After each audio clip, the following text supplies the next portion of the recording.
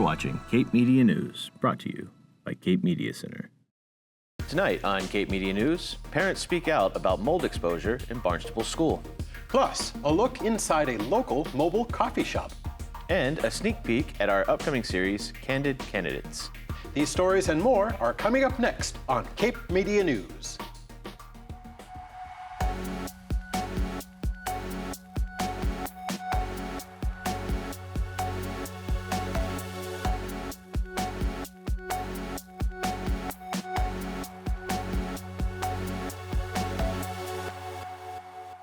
Good evening and welcome to Cape Media News, your source for hyperlocal news that matters. I'm Mitch Sock. And I'm Jamie Horton.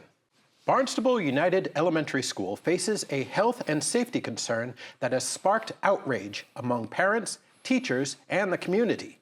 The issue at hand? Mold. Parents and students held a protest outside the school this week to bring awareness to the issue. Take a look. So there's mold in the school. That's the overview. On the ceiling, cafeteria, bathroom. There's some on my locker. There's some on the stairs, hallways, the ceiling.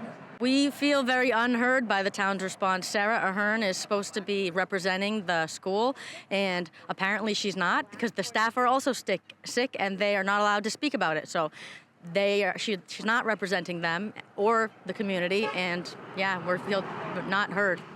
100%. You can smell it, you can see it. Yesterday, I walked into school. I was walking down the hall. I went into a classroom. I looked at the wall because apparently there was mold in there. And me and my friend just saw the whole wall covered in mold. And then I just couldn't breathe. My throat started closing up. We got some emails saying that it had been fixed. Some parents started thinking that it hadn't been fixed, and more and more information kept coming to light, and Facebook groups were started about, bringing attention to it. And so we're just here because we need answers and we want the school safe and healthy. There's been air quality tests that have been done that they're not testing for mold anymore. They're telling us that there's not mold. They're doing test strip testing and not blanket testing of the school. My children can tell you that there's mold in the school. They can see it. Staff is taking pictures and putting it on social media that there is still mold in the school. The HVAC system should have been replaced in 2019 and it hasn't. They can't run the AC. We're worried about what's going to happen mid-October when they legally have to turn on the heat. There was a very damning report that came out in 2019 about this school in particular, and the only way to fix the issue then was to replace the HVAC system, which was already very old.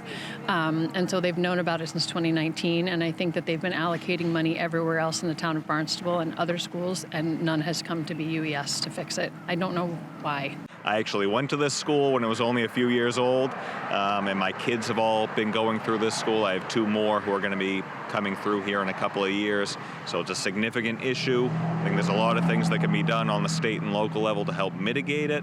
I'm also on the finance committee in the town of Barnstable, so I'm aware of some of these things. I didn't know that the problem was this bad, though, so we're seeing a lot of stuff in previous reports in previous years. From 2019 specifically, this was identified and it hasn't been addressed, so that's a significant problem. And I think the state needs to do more to establish some standards for this sort of testing to make sure these things don't happen moving forward.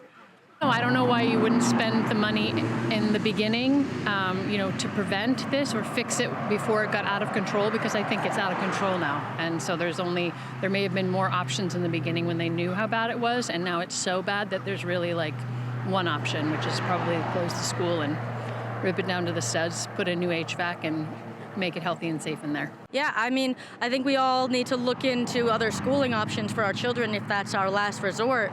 But until we do that, come to the meetings, speak at the meetings, share your opinion, and tell everybody tell the politicians and everybody trying to help us. These are our teachers, these are our children, and a lot of them are saying they're sick, and pictures are coming out daily of the mold that's still in the school. So just for everybody to stay informed and to keep fighting with us.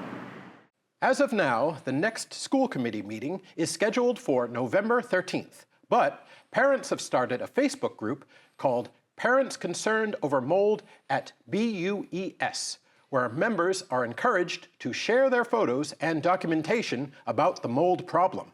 In the last days of September, Hurricane Helene left southern communities in ruins in what is now being called the deadliest hurricane since Katrina. The death toll has climbed to 227 victims, with many more still missing or otherwise unaccounted for. To aid in the relief efforts, Cape Cod Biofuels is sponsoring a Stuff a Truck event to benefit the victims of this devastating storm. If you'd like to contribute, you can bring water, Gatorade, diapers, baby formula, and non-perishable food items to the Cape Cod Biofuels warehouse in Sandwich or any Sandwich fire station. The truck will be sent out on Monday the 14th to help the struggling communities. Earlier this week, Barnstable County Emergency Preparedness Director Chip Riley discussed the dangers of hurricanes in the wake of Helene and Milton. Despite the storms being in the southeast, Riley says everyone should be prepared for unprecedented storm conditions. In an article Barnstable County posted earlier this week, Riley says that, as a resident of Cape Cod and a longtime emergency preparedness professional, I see clear parallels between what happened in the South and what could very well happen here on Cape Cod. As we watch all of this unfold from the apparent safety of the cooler North, the reality is, and should be, jarring. The disaster serves as a powerful reminder of the need for preparedness. Riley says that our region is undeniably at risk of being impacted by a major hurricane. To prepare for such an event, create a plan for evacuation and an emergency kit including water, non-perishables, medications, batteries, and more. For more detailed information on hurricane preparedness, you can read Chip's full article at capecod.gov. In addition to preparing for storms, it's important to prepare for other emergencies as well. This week is Fire Prevention Week, and that means it's time to ensure your smoke and carbon monoxide alarms are in working condition. Remember to test the alarms monthly and change the batteries when you change your clocks. Smoke alarms should be replaced every 10 years and carbon monoxide alarms every 5 years. Discuss fire escape plans with your family, make sure there are 2 ways out of every room, and pick a meeting spot outside where everyone will gather in the event of a fire. DEA National Prescription Take-Back Day is Saturday, October 26th. From 10 a.m. to 2 p.m., drop off expired, unused, or unwanted prescription medications at the Barnstable Police Station. Improper disposal of pharmaceuticals is a public health issue. Cape Cod's sole source aquifer is vulnerable to contamination from improper disposal of toxic materials. Protect your community by participating in Prescription Take-Back Day. The 3rd annual Housing to Protect Cape Cod Summit is coming up on October 17th. Connect with state and local officials, business leaders, and community advocates to address the housing crisis. Discuss new policies and resources that will help create more attainable year-round housing in our region. Learn more and get your tickets at housingtoprotectcapecod.org. The Greater Hyannis Chamber of Commerce is gearing up for its 42nd annual meeting on Wednesday, October 30th. This year's theme is Spooktacular Success, Navigating the Business Haunted House. Annual business awards will be presented.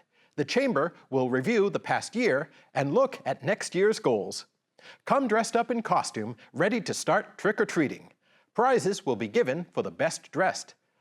Last Friday, Congressman Bill Keating, the Environmental Protection Agency, and local partners gathered at Mill Creek Park to award $11.5 million for environmental restoration. The town of Yarmouth and the Southeast New England program hosted the event celebrating new funding to improve water quality and restore ecosystems. This award included $434,000 to create a new waterfront park in Yarmouth. Yarmouth Select Board Chair Dorcas McGurran spoke on the goal of this new park.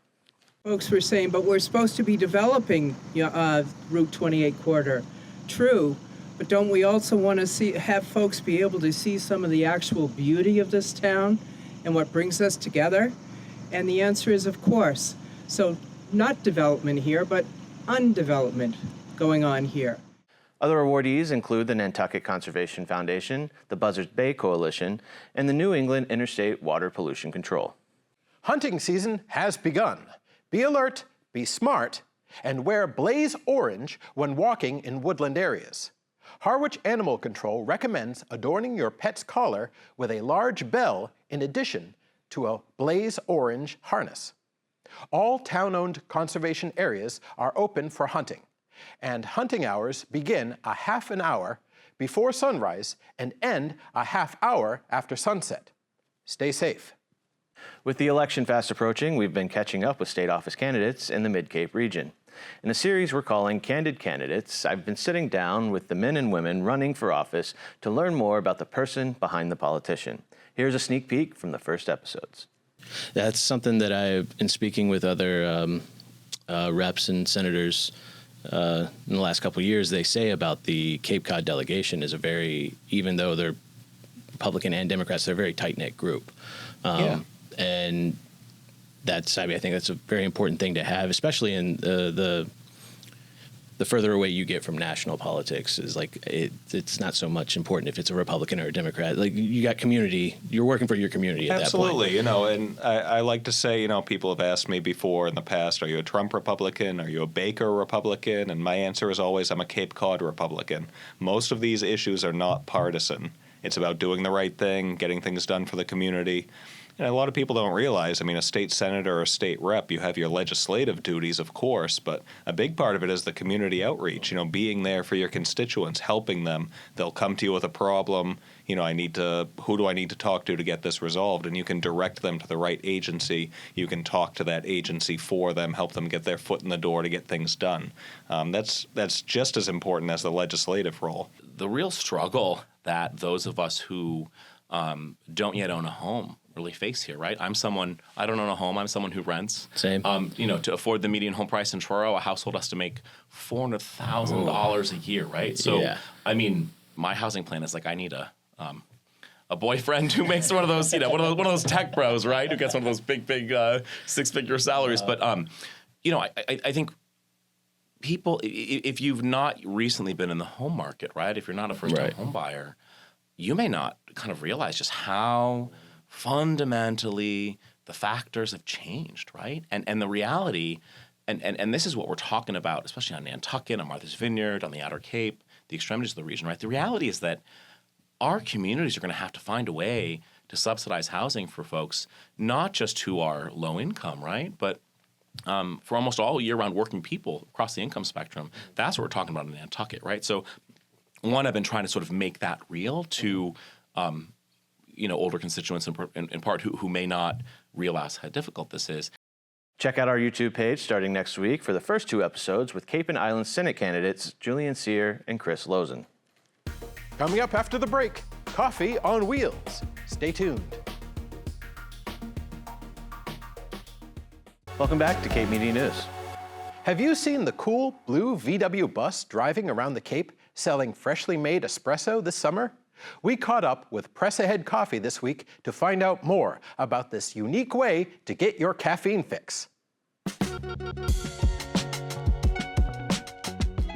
When I first had the idea last September, we locally bought a 1976 camper, and we were working last fall into the winter and trying to figure out how to take a rusty heap and turn it into something amazing. And it just got to be really kind of cost prohibitive, and it just, for a lot of reasons, it wasn't working out. I was on Facebook Marketplace right around Christmas time last year, and I saw this for sale in Rhode Island. So the weekend before Christmas, when most people are out shopping and getting ready for the holidays, we were driving to Rhode Island and buying a vehicle sight unseen. Everything we have is local. Our coffee comes from Three Fins in West Dennis. Our tea comes from Cape and Islands Tea in South Yarmouth. Our baked goods, we have crumb cakes and chocolate chip sea salt cookies that are amazing. We get this from Pelham on the Rise, Pelham House Bakery in Dennis. So we're all about being local. Even the merch that we sell, the sweatshirts and the things that are printed locally in Yarmouth. So it's a big thing for us to be local and to help other local small businesses.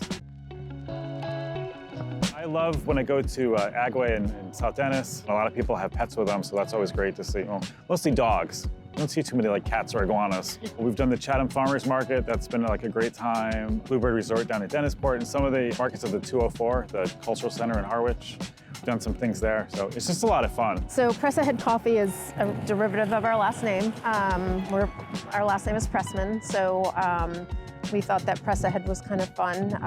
We're just pressing ahead and forget corporate culture and just kind of doing our own thing.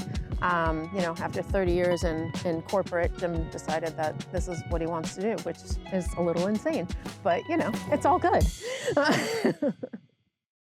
For members of the Cape Media Center, Press Ahead Coffee will be pouring espresso shots at our annual members meeting next weekend. so be sure to stop by and say hello. Flags for the Dennis Field of Honor are now available for purchase. Pay tribute to a veteran, living or deceased, by dedicating a flag and supporting programs that benefit veterans right here on Cape. This patriotic display will be set up for Veterans Day at Johnny Kelly Park in South Dennis from November 9th through the 13th. Head to healingfield.org to learn more. Healthy Meals in Motion Mobile Pantry program provides nutritious food for senior citizens of Dennis and Chatham. Seniors registered in the program select their food from a provided list and receive a 2-week supply of groceries once a month.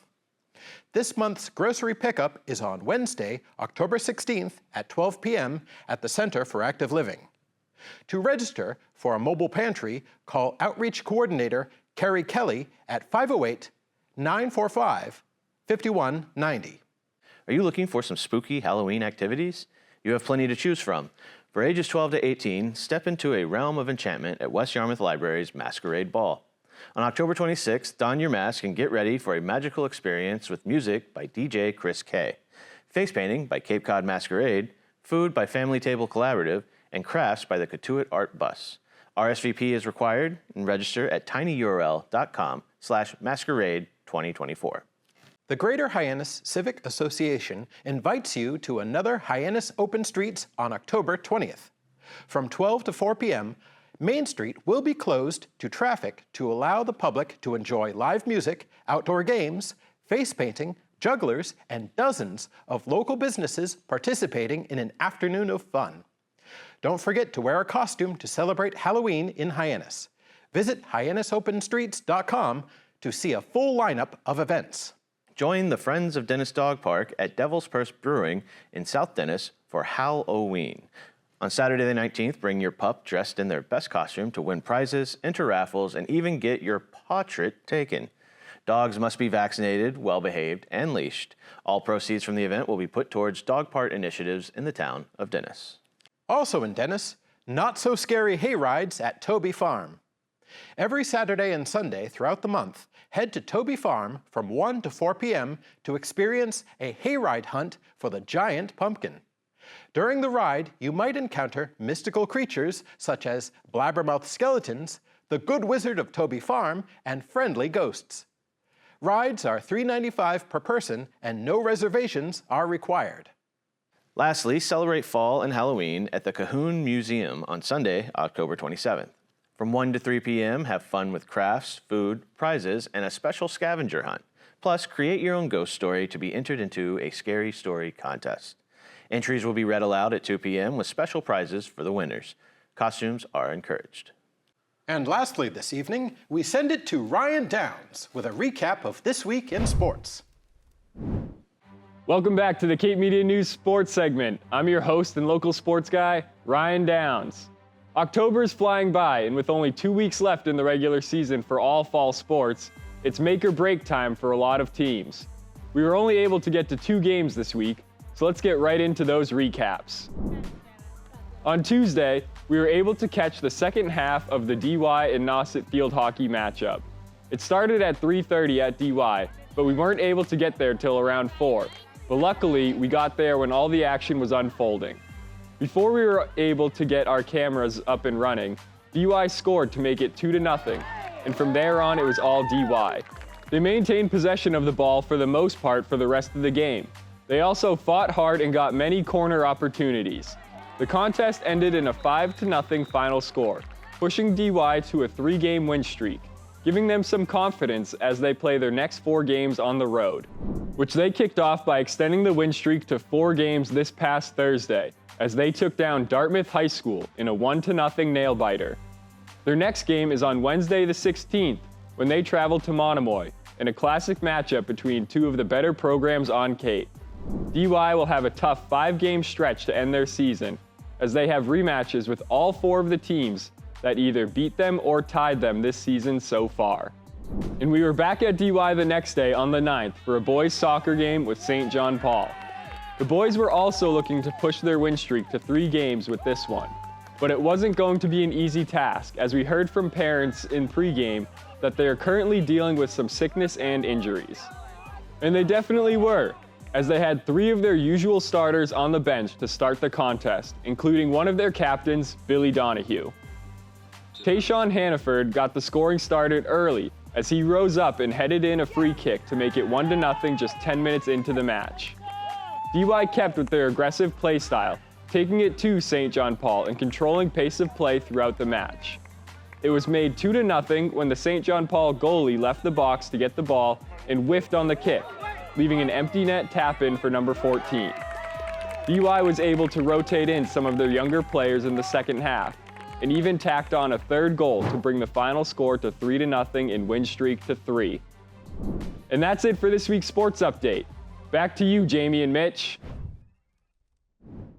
Thanks, Ryan. Are you looking to do some good this weekend? Join CARE for Cape and the Islands tomorrow morning at a beach cleanup session from 10 to 12. CARE will be at Kelmus and Veterans Beach in Hyannis and Craigsville Beach in Centerville. Enjoy a couple of hours taking care of our beautiful beaches before winter.